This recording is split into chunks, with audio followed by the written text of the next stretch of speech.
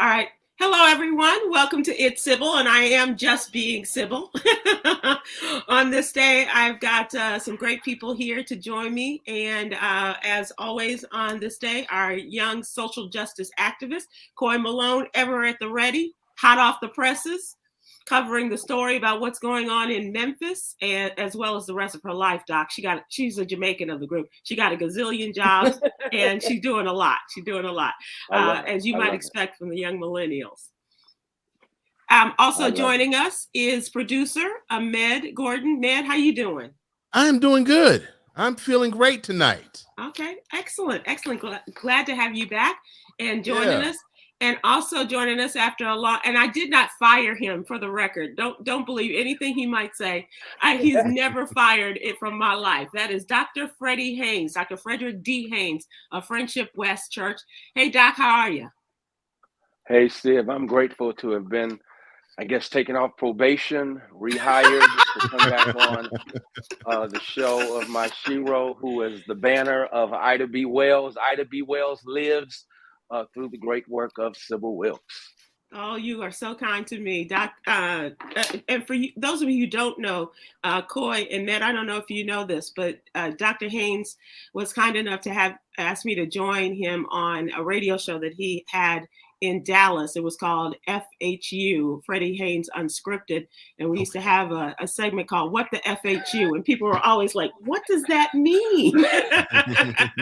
We had great times. We had really great times. And I love having him here with us. So, Doc, glad to have you back. I don't know who put you on probation.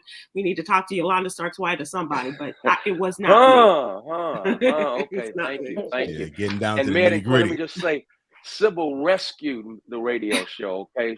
So I want the record to show the show was going down, and then Sybil came to the rescue. You know how Black women do. Y'all rescue stuff.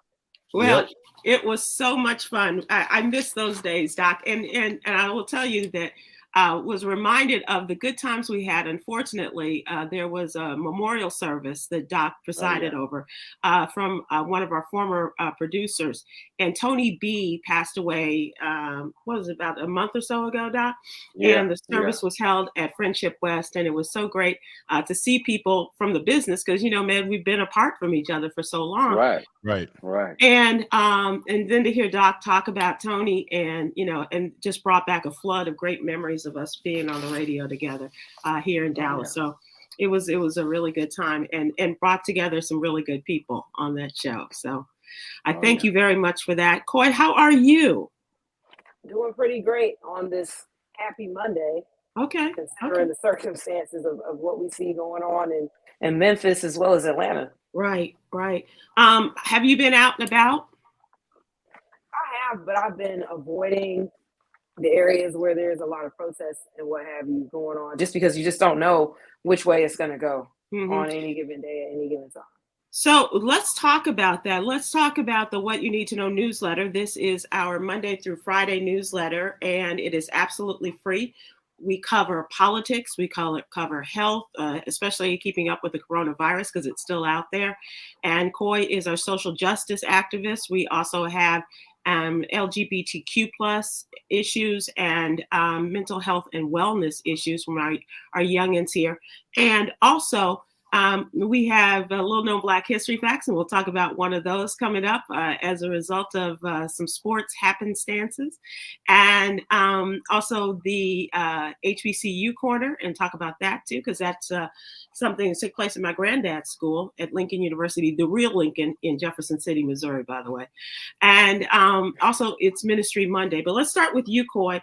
Coy, I charged her with writing a story, Doc and Men, about what happened in Memphis and watching the video as it relates to Coy's life. And Coy, why don't you tell people a little bit about what happened to you and then your powerful piece that you wrote in the newsletter? Well, some of you may not know, some of you do know that in May of 2021, I was wrongfully arrested by a Georgia state trooper while in the process of pulling over. He decided to hit my car with a pit maneuver, run out with a gun drawn at me, pointed it in my face, pulled me out of the car, threw me in handcuffs, and threw me in the back of his patrol car. No explanation, no questions asked or anything like that. I feel like I was fortunate, and compared to Tyree Nichols' case, my situation was a cakewalk because I survived. And I feel like I survived off of a technicality. In Georgia, state troopers are not required to wear body cameras. The only camera that they do have is on their dashboard. My car, when he spun it out, was directly facing his dashboard. I also had a dash camera, and I started recording on my phone as soon as I saw blue lights. I feel like because of those things, and I also had a passenger in the front seat, had it not been for those technicalities, I don't think I would have survived, to be honest. Even if I would have gotten out of the car to show that my hands were up, I could have been off camera. And there is a statistic that I saw recently that about 98% of shootings by Georgia state troopers happen off camera. This is one of the issues that sparked a recent protest in Atlanta because a protester that was a part of the group protesting this new called quote unquote Cop City, where they're building this huge training ground for Atlanta police officers. This young man was shot and killed on those grounds where they protested. There is no footage, no body camera, no nothing of this shooting. So it sparked more protests. And then the following week, we have the murder of Tyree Nichols by police that is on camera. I mean, it's a great thing that we do have this on camera, but what more does it take for us to stop going through these instances of police brutality and murders by police? Because, I mean, easily, like I said, my situation was a cakewalk, even though I did spend a few days in jail. I was dressed out. I had to go through the court system. Several $1,000s later, I ended up with probation, a bunch of fees that I had to pay. And thankfully, my lawyer fought for me to not go to jail, which I still got charged and had a couple of charges dropped. But still, like, I don't know. It's very traumatizing to see something like this go on again after we have been begging for this. We thought that the protests about George Floyd possibly woke people up, even the police, to see that, hey, maybe you should stop being innocent Black men. Maybe you should stop being innocent people, but definitely innocent Black men. Like, why does it always have to come down to this every time police are involved? How many more do we have to go through? Right. And as I said, Doc Ahmed, it's a powerful piece, and the headline is, "Please God, I'm begging, no more." And that echoes, I believe, the thoughts and the prayers of so many people across this country. And as Coy said, many people thought that it was over, but it's not, obviously. And even as we talk about in the newsletter for tomorrow, the fact is that George Floyd Justice and Policing bill went nowhere. It was passed in the Democratic majority House, but stalled in the 50-50 Senate. And so that was 2020 when George Floyd was killed. The bill was named the George Floyd Justice and Policing Act 2021. And now here we are in 2023. And Coy makes a couple of different comparisons to not only to George Floyd, but also Rodney King. And that's what struck me, and as I wrote about it, Coy, was the fact that Tyree Nichols' death was almost immediate. With Rodney King, and I'd like to hear your thoughts on it, but with Rodney King, his death was prolonged. Because of the trauma, he survived he survived that beating, but because of the trauma that was inflicted upon him and what happened after that, his death was years in coming. And so, and we know what happened with those cops not being charged, but I can't say that either death is a bit of a blessing, because being killed by police either immediately or over a long period of time because of these events a murder is a murder. Right. And these 5 Black men, and that was the other question I asked, who did you see when you were doing this? Right? Because this looks like he could be your son or your nephew, your brother. brother, Right. your Right. neighbor. It could have been you. Yeah. And this is bringing out a lot more stories about police that are brutalizing Black men after they're being arrested. I recently wrote another story about this, and I've heard stories personally from friends here in Atlanta that have been arrested, and they've shown me there's a particular bridge downtown where they say if they see that the police are making a right toward this bridge and not towards the left towards the jail, they're taking you over there to brutalize you, and then they're going to let you go.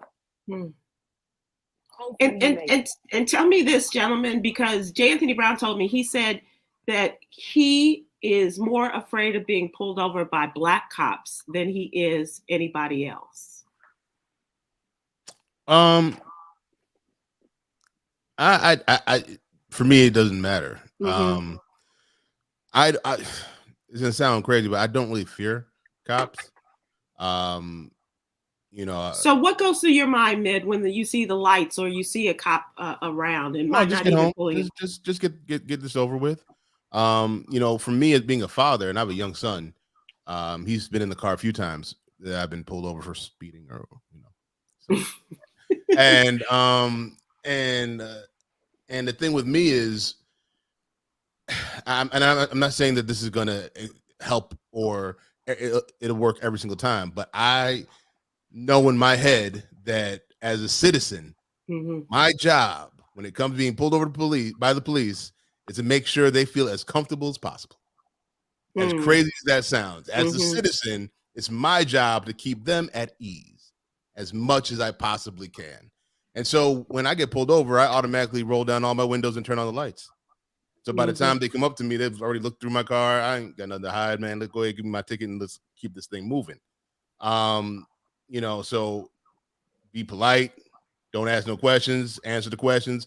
Whenever they ask me to reach for something, I ask for permission to move my hands off the steering wheel or make any sudden movements. I ask for permission to do anything while I'm in my car.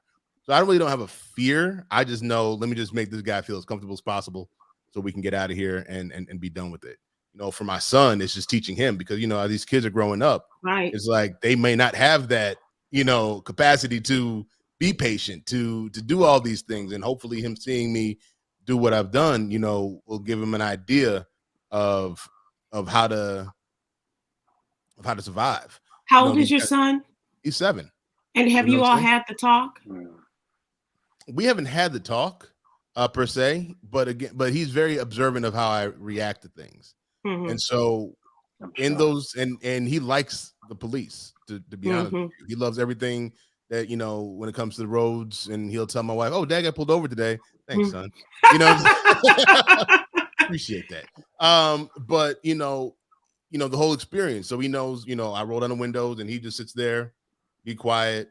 And funny thing is, each time we've dealt with the police in this manner, they come back with a sticker or a toy badge for him or whatever. So he loved the police. You know what I'm saying? They're great. And he's like, "Dad, you should not be speeding," and you know that. And I'm like, "Hey, man, look, not now, son. not right now." But yeah. So I see somebody say, "I operate to live," so I'm gonna do everything in my power. And I understand how we say, he shouldn't have ran off, or he shouldn't have done this, he shouldn't have done that. There's no excuse for what they did to him. But in my mind, I'm going to fight the police in the court and not on the street. They're always going to win. They're always going to win. Doc, having lived a life in the civil rights movement yourself, what is your thought regarding this situation and how you approach it when you are stopped by police? So I have to read our ancestor James Baldwin said, which I know you'll appreciate. He said, "Black policemen were another matter. We used to say, if you just must call a policeman, but we hardly ever did. For God's sake, try to make sure it's a white one." A black policeman could completely demolish you. He knew far more about you than a white policeman could. And you were without defenses before this black brother in uniform, whose entire reason for breathing seemed to be his hope to offer proof rather, that though he was black, he was not black like you. And I think we have to, as we look at the ways that white supremacy works, as we look at the ways that anti-black racism works, even infecting, I think Cornel West put it like this: you don't live in this country and not get infected by anti-black racism, even if you are black. And what we witnessed in that vile, vicious beating of that beautiful soul, Tyre Nichols, was anti-black racism that was unleashed through what had been ingested by those black police officers. And so, and I gotta say, I love what Med said. I wish Philando Castile would have had that same opportunity, because Philando Castile, he tried to make them officers comfortable. He told them what was up. And so my prayer is that Med's 7-year-old son continues to see the police in that regard, in the way that he does. And as he sees them in that regard, may he be treated accordingly. I just also know that Tyre Nichols took off running because in his mind, there were flashbacks to Tamir Rice, Philando Castile, Call the Roll, George Floyd. I mean, in his mind, there had to be. So all these folk who talking about comply, we've been complying for over 400 years.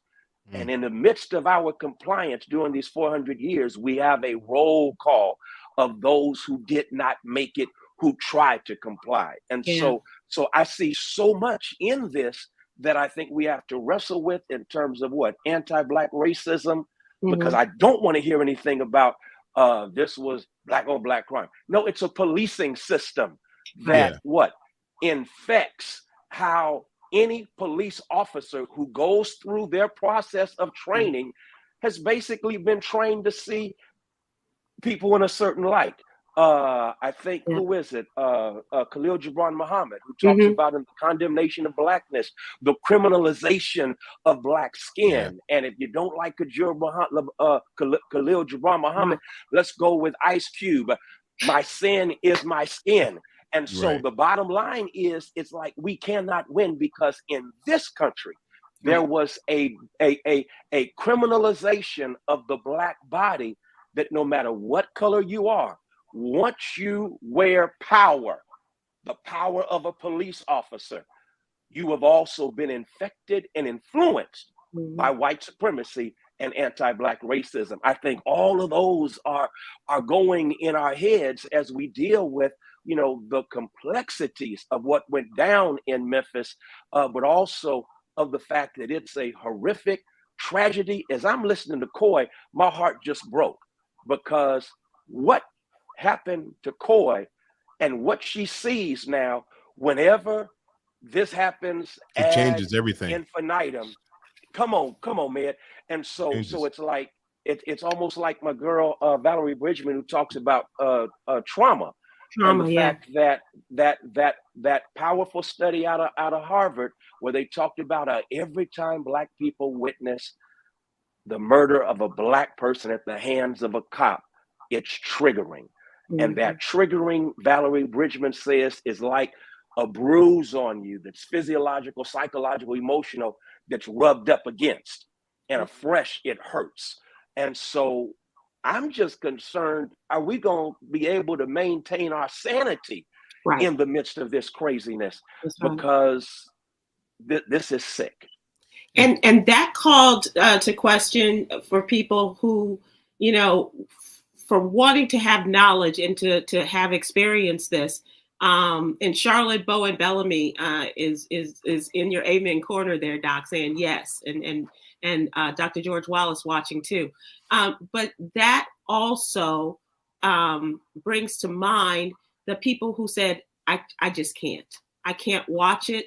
I know I need to. And I'm not mad at that. I know that, Coy, I know that this is a triggering event, and it could have put you in a very dark place. You chose to take to the written word and kind of clear for you and share your experiences bravely, may I add. But it's just really interesting. We're going to continue this discussion. The time is never our friends when we start things like this, but I thank you for those words, Doc.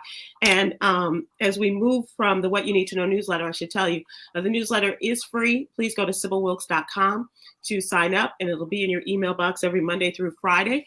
And two of these people here are fine contributors to the newsletter, and we thank you for that.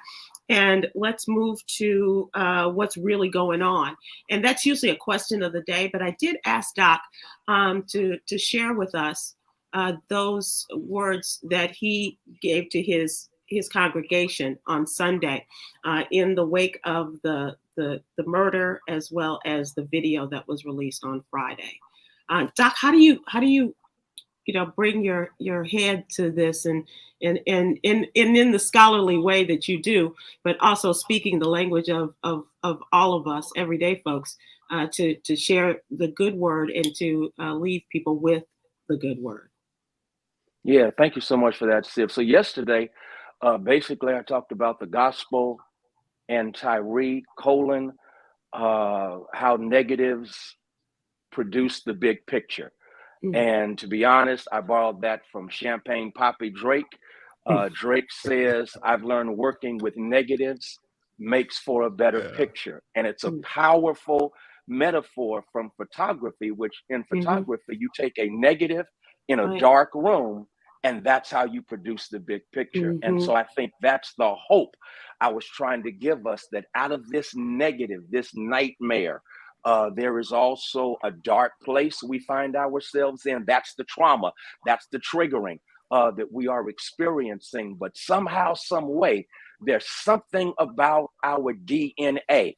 I got to do one more cultural reference. I think it's Nas who said, "It's my African skin that gave me the passion to win." And so somehow there is something in us that brings hope out of the hell that we are going through. And so yesterday I was just simply trying to say, we're in a dark place right now. This is a negative. I tried to lift up the life of Tyree because that's not the last word on him. It can't be the last word on him. And the beautiful thing is, because we have a way as a people of always transforming the ugliest of experiences into opening the door to a new era of possibilities. My mind flashed back, Sib, to that wonderful book by Jean Theo Harris, The Rebellious Mrs. Rosa Parks. And she talks about how Rosa Parks, on December 1st, 1955, when she refused to give up her seat, she said what flashed in her mind was the courage of Mamie Till Mobley, who August the 28th, 1955, that same year, Mamie Till Mobley said, after Emmett had been lynched there in Mississippi and found at the bottom of the Tallahatchie River, she said, I'm going to expose the hypocrisy of American democracy. He's having an open casket funeral for all to see. But it was from the ugliness of that vile tragedy that she was encouraged, and her encouragement unleashed the 381-day Montgomery bus protest, which set the stage for the modern day civil rights movement. So whatever else I've discovered, these tragic murders somehow end up becoming a transformative movement if we do our part, honoring the name of our beloved Tyree. So that's what I tried to do yesterday. That's just a little flashback. That's powerful. That's powerful. Come on, Pastor. Come on, man. Let's go. Yeah. Man, you ready to pass the plate? Man, look, I love anybody that can break it down as smoothly as that. So I really do appreciate that in the sermon. Absolutely. That's the beauty of Dr. Freddie Haynes. That is it. Coy, how do you feel having written these powerful words and having these discussions? I should preface this by telling you, Doc and Ned, that I worry about Coy. And I've often said this because of her her passion for social justice, and she writes these stories about the injustices wreaked upon us. And so I worry about her, and having gone through this, I worry about her peace of mind and that. But she comes back, and she's a fighter. You know, she comes back every week with another story of this. And I'm wondering what goes through your mind right now, Coy, as you hear these words of expression and positivity and using the negativity for us. What goes through your mind as you're hearing this? For me, it's often like a double-edged sword, because on one side, I feel the need to keep fighting, to keep going, to keep making strides, to keep opening doors, to keep, making paths, to keep trying to push for whatever legislation that needs to be passed, to keep bringing awareness, to just keep going. But then on the other side, it's like, am I doing this for nothing? What is going to be the next story? Who's going to be the next person? Am I going to have to deal with this again? Am I going to know somebody that's going to deal with this or deal with this again? Right. And that's unfortunately, Doc, that's where we are. That's where our young people are. That's where their parents are. God, just let, and I'm sure that was Tyree's mother's prayer. Just let my child get home safe every night. Man. And here he was, just houses away from her. Doors away. 800 yards. Yeah. 800 yards away. And I think with Sybil, I think with both of us being in media and, reporting this, unfortunately for me, I have become sort of desensitized to it. So it's like when, for some people who can't watch it, like you said, I can understand that. I can watch it and be like, man, that's messed up. And this time it really spoke to me because I really didn't flinch when I saw it. The thing that got to me was the fact when I was watching it, I'm like, these guys, it feels like I'm watching Coy, you kind of, being in college and going to the club. You have like these bouncers that be kind of overzealous. That's what it felt like to me. And I'm just like, where did he get, what is this from? Where is this coming from to do all of this?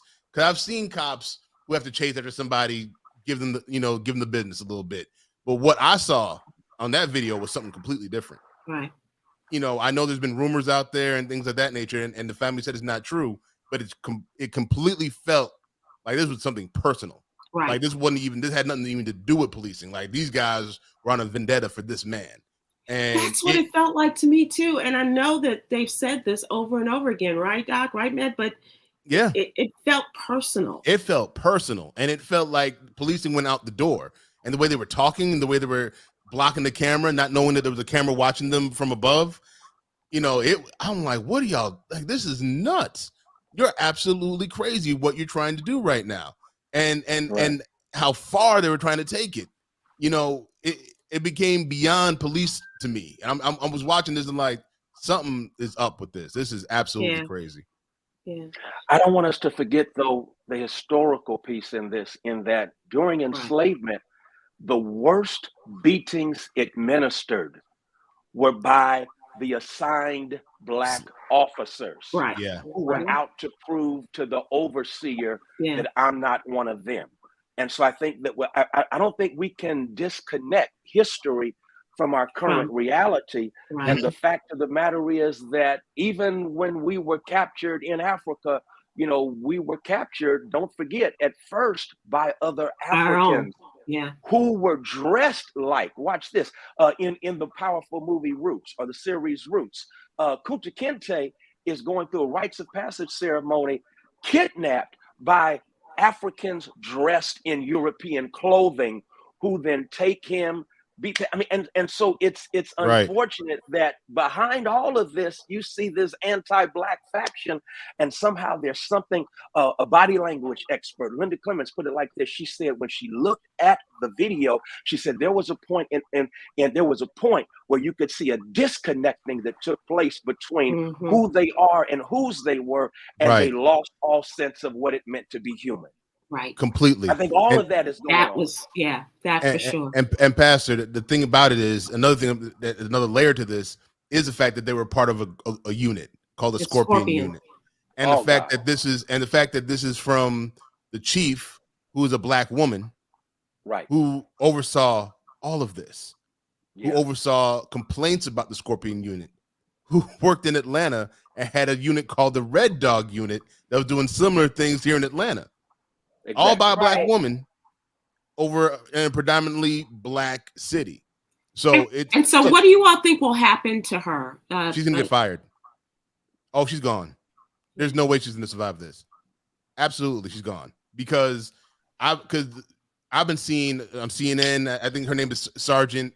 I forget her name, but she has been going in on her on every MSNBC, CNN. She has been. It's a woman from California, if I'm not mistaken. Yes. Yeah, she's a sergeant, and she has been ringing the bell on her, and she's like, she has to go. She has to go because she said, check this out. Yeah, go ahead. No, I was just gonna say, and everyone I'm talking to in Memphis in the community, listen, they had no love for her before this, and so she can't even fall back on us, right, predominantly black city, because they knew what she did in Atlanta before this. Yeah, come on. Yeah. And so what she did in Atlanta followed her right there to Memphis, and she continued the mess. And so she has to go. There's no way she can survive this. She got to go, and she should never be able to be in part of law enforcement at all moving forward. She's got to be done. Well, the other thing, like the what they're trying to do with the Justice and Policing bill is that your record follows you, because they don't want like these cops who have now been fired and will stand trial.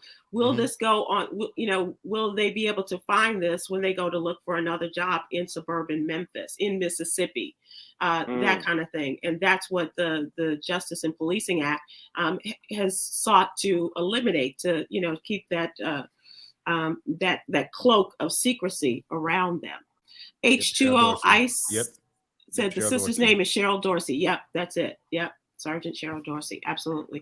And I think we had another comment, Yolanda. Did Dr. Wallace have to say something to say? Or not? Okay. Oh, there we go. George on YouTube says, when someone is beating your A, you must get away. Your mama said, don't run, blows hurt. How can you hold your hands down when your eyes are burning? I hate it. I'm tearing up. I'm mad as hell. And I think George is expressing, for a lot of us, we are mad as hell. Right. But like the movie, we're not going to take it anymore. But what do we do when you have a Congress that had an opportunity and you had to use both sides of the Congress, of the House and the Senate, in order to make this justice bill happen? And now you have a House that is, with the slimmest of votes, is run by Donald Trump Republicans, and you have a very slim majority of one in the United States Senate. Are the people like Tim Scott, are the Lindsey Grahams, and I don't know why I'm just thinking of South Carolina, but are these people who say they understand and they that something must happen, there must be a change? Are they willing to human up? And no, right? It's politics. No, you follow the collective. That's how this thing works. Yeah. And if the collective says we will say all the right things and then do nothing, that's what's going to happen. It's politics. It's the bane of my existence. I cannot stand American politics. If these people don't get term limits, they're just it's no point, because they have the same people that are in power for years and years and years, and you can have, they just passed a lynching bill. Like yes. Lynching bill. Like, are you sure? Are we sure we want to do this? A lynching bill? Like, what are we thinking about? The Voting Rights Act. We're still waiting. It's still. What is there to think about? What is there to think about? It's all about your party. We're not voting for human beings when it comes to politics. We're voting for party, and they are stuck with whatever party decision is out. And whatever party this is that their decision is. Yeah. And if they get lucky and they can create some division within the party, like we saw when it came to the Speaker of the House, and you have a couple people get a little taste of power, you see what happens when they do. Yeah. You see what they ask for when they do. task is, and how other people are pushed out and left out in the cold, and have a woman who wants to invalidate the existence of something like 9/11 be a part of the House Homeland Security Committee. You're right. It's right. absolutely insane. You're right. Like who is in there? Who's in charge of the crazy who's in house? charge? Who has power? Who has clout? And it all depends on who runs what. It is absolutely insane, and you can't trust any of these politicians actually getting any work done. Right. And the key word there is their preoccupation with power. That's all they want. Absolutely. Power at all costs. And so that means if I have to ignore the humanity of Tyree Nichols, I'll ignore that humanity. And as Jim Jordan, who is over the Judiciary Committee for the House, said on yesterday, I don't see anything legally that could have stopped what happened to Tyree.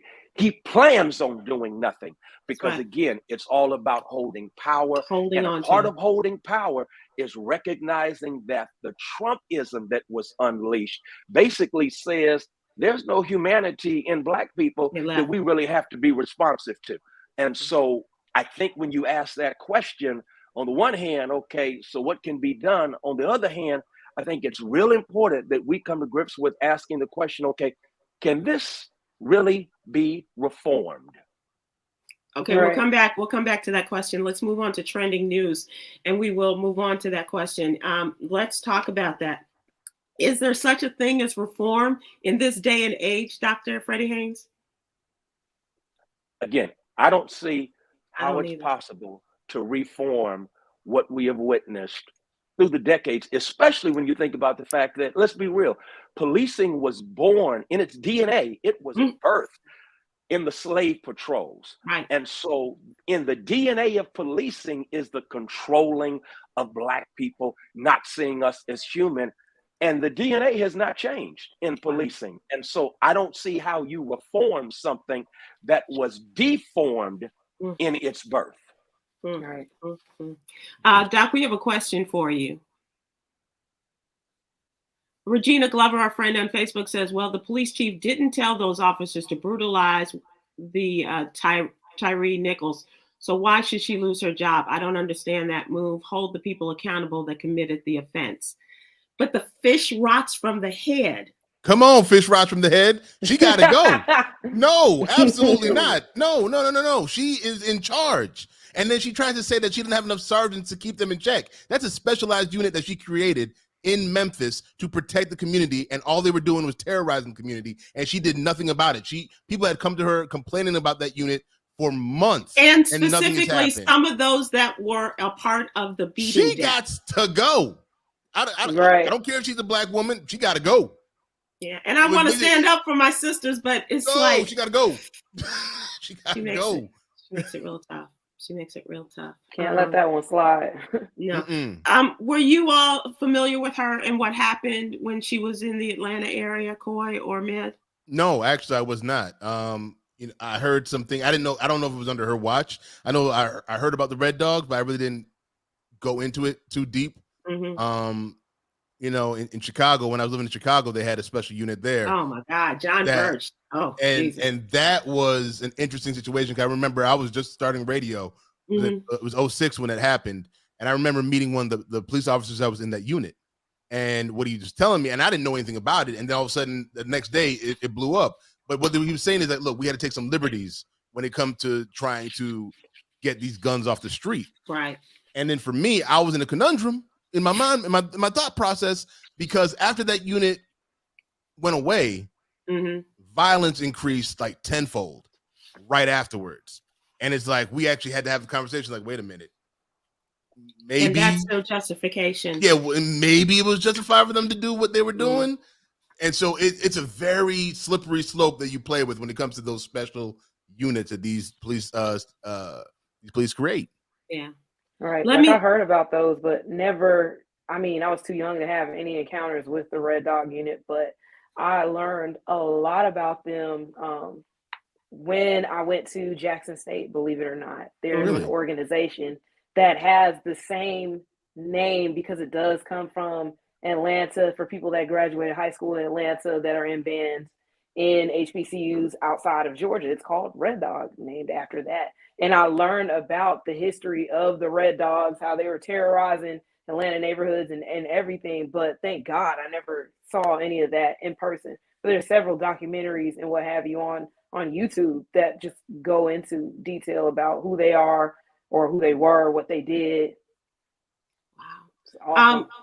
Let me ask you all this. And I'm not saying anything about fraternities and Black fraternities, but Doc, does it surprise you, or does it make you sad that several of the men who were involved in the beating death of Tyre Nichols were a part of Black fraternities?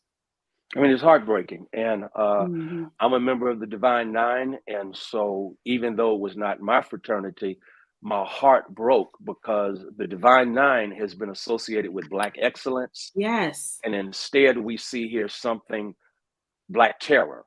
And I think it was, it's heartbreaking. It's heartbreaking. I hope that the Divine Nine leadership will make a profound statement, because honestly, some of what we saw looked like some of the hazing that goes on I didn't know you were gonna go there. certain initiation rites. You know, I don't need to go there, but that's I didn't know if you were gonna do it or not. I was sitting there just like, woo. Yeah. In addition to it looking like hazing, I don't know if this is true or not, and I'm hoping and praying this is not true. But apparently, one of the officers had a personal vendetta against this young man because apparently he was dating the officer's ex, and so the family has come out and said that that's not true. It says not true, thank God. Yeah, the family has come out because like I said earlier, it felt like something personal. different. But going back to the fraternities, I would never put anything. I wouldn't put nothing like this is a reason why. They just happen to be frat.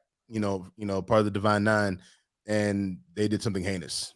I don't make any connection at all between the two, though. Wow. Let me give you some updated information on this. 7 officers involved in his death have been relieved of duty, and 3 Memphis Fire Department members have been fired.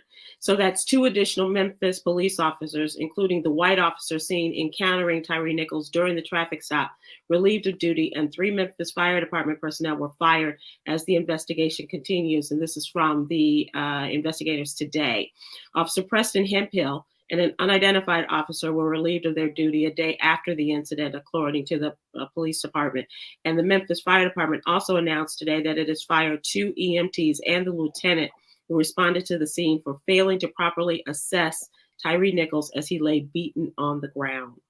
Hemphill is the white cop who allegedly deployed his taser during the confrontation, and his own body camera video he's seen chasing him down the road, but turns back to the scene of the initial traffic stop.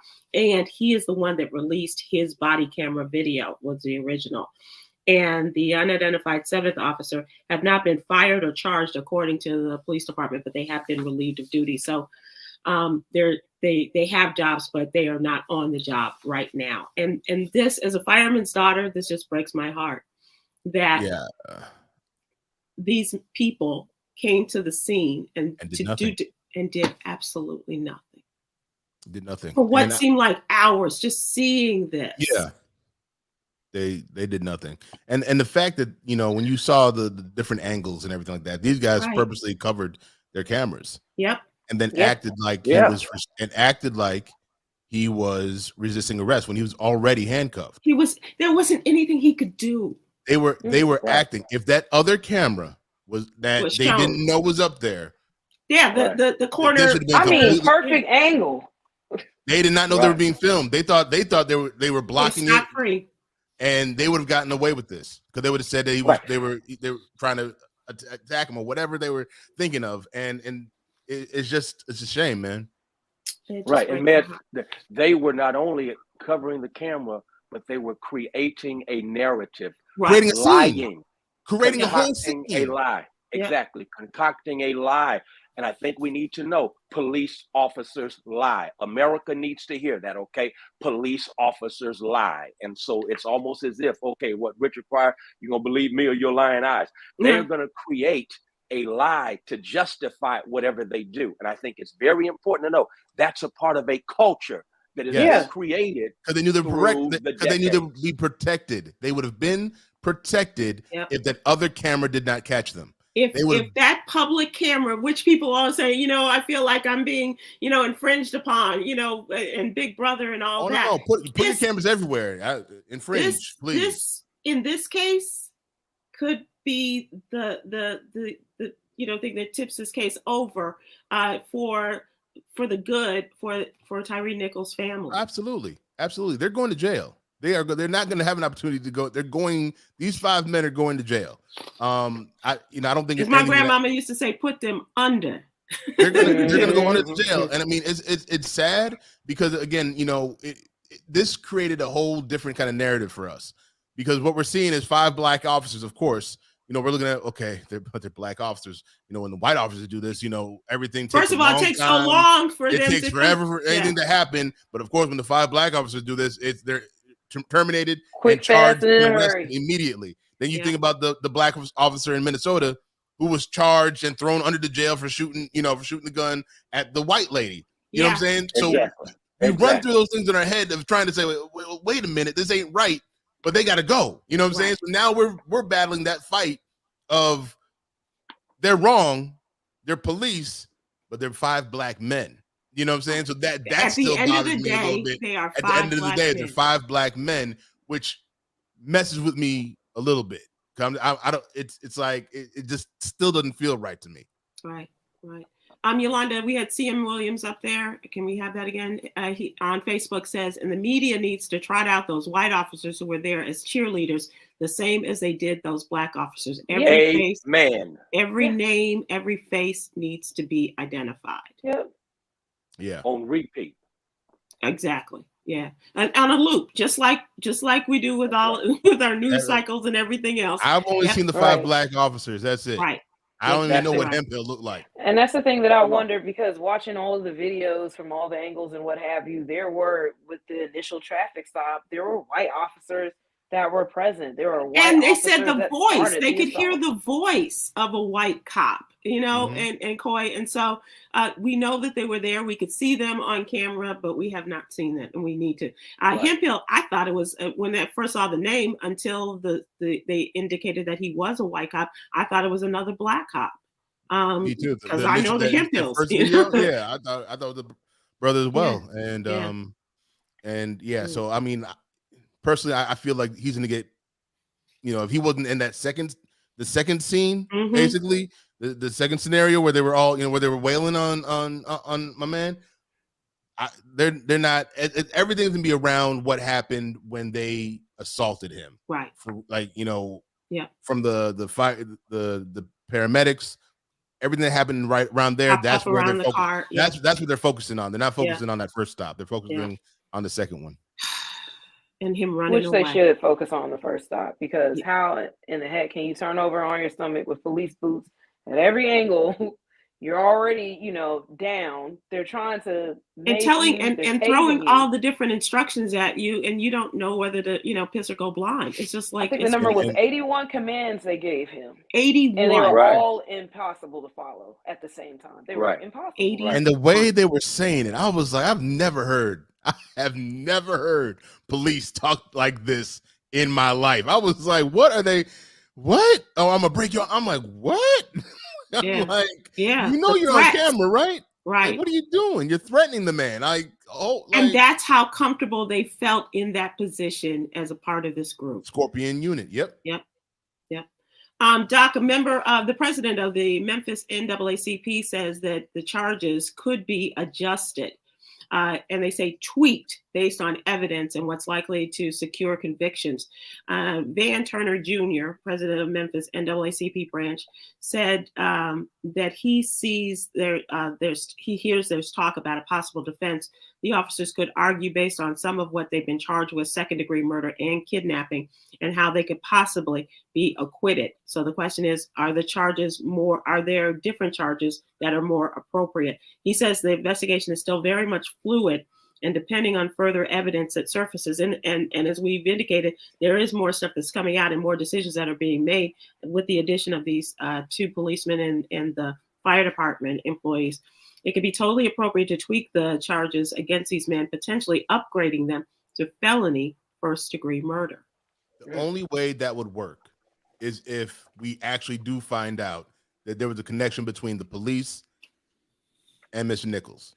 Yeah. If there was some kind of connection between them, whether, the ex-girlfriend, that story, whatever that may be, if it was something similar to that, that's the only way you can make it first degree. I know a lot of people get upset when they see these charges for the police. It's always second-degree murder. It has to be second-degree murder because first-degree murder is saying that they went out looking to kill him. Right. And that is almost always never the case. It always something happens within that situation. So second degree is as far as they usually can go. Now, again, if they find some connection between them and Mr. Nichols, that changes everything. Yeah. Yeah. I agree. We're going to move to a happier subject for entertainment. We'd like to end on a happier and more joyous story, a little lighthearted. And I'm not watching it. I have not watched it, but I hear that there's a big game coming up in a couple of weeks, and power to Colin Kaepernick. But in Black History Month, 2 Black quarterbacks leading their teams to the Super Bowl for the very first time. Patrick Mahomes, of course, for the Kansas City Chiefs, and Jalen Hurts for the Philadelphia Eagles. What do you think, guys? It's another box that's checked for us Black people.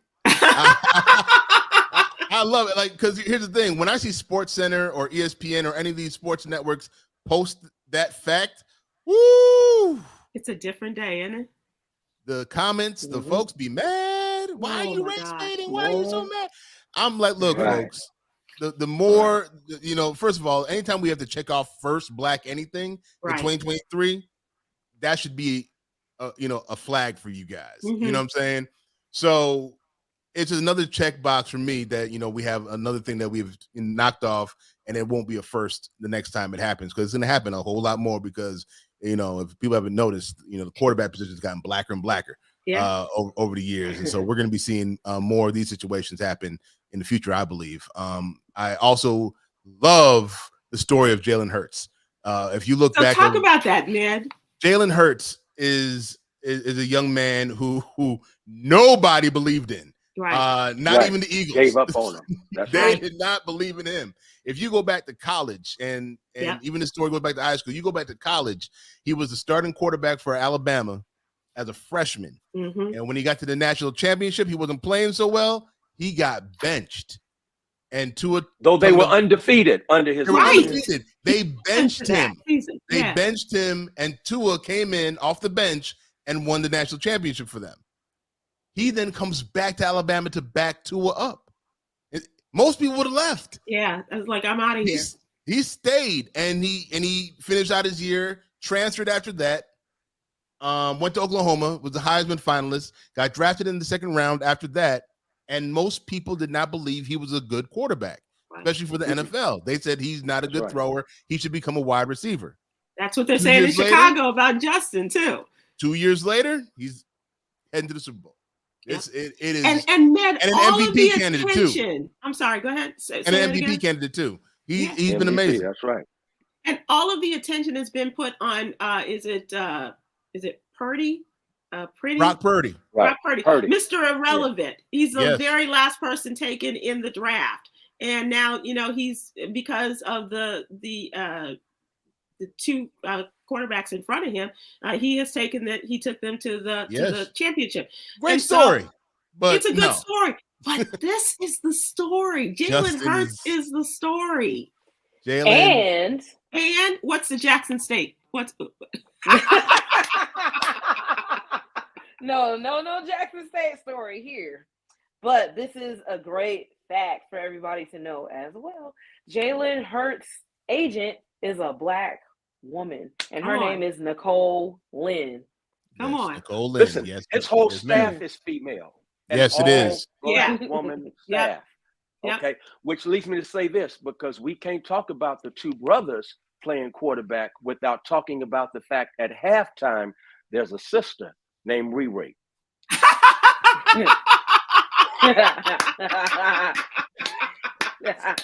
And Doc, talk about your connection. How excited are you for the Super Bowl weekend? Oh, listen, I'm too hyped. I can't excite it. One of my members, DeMarcus Ware, number 94, won a Super Bowl with the Denver Broncos after Jerry Jones. Until you do right by him, may everything you touch die. But DeMarcus Ware is a finalist for the Hall of Fame. And so we are excited that this may be the year that D Ware goes in. So I have extra motivation. Oh, Doc, I'm so excited for you. I know, and you know, guys, sometimes we didn't work on Sundays because Doc had tickets to go to the game. So I'm just saying that's how much of a D-Ware fan he was, as well as the team that he was playing for at the time. And I dare say he probably took off some Sundays to go to Denver. Thank you all so much. It's really been a really power-packed evening. I appreciate you all so very much for attending and for all your words, and Doc for your inspiration, and Coy and Med for giving us the facts and having great conversation. I always appreciate this.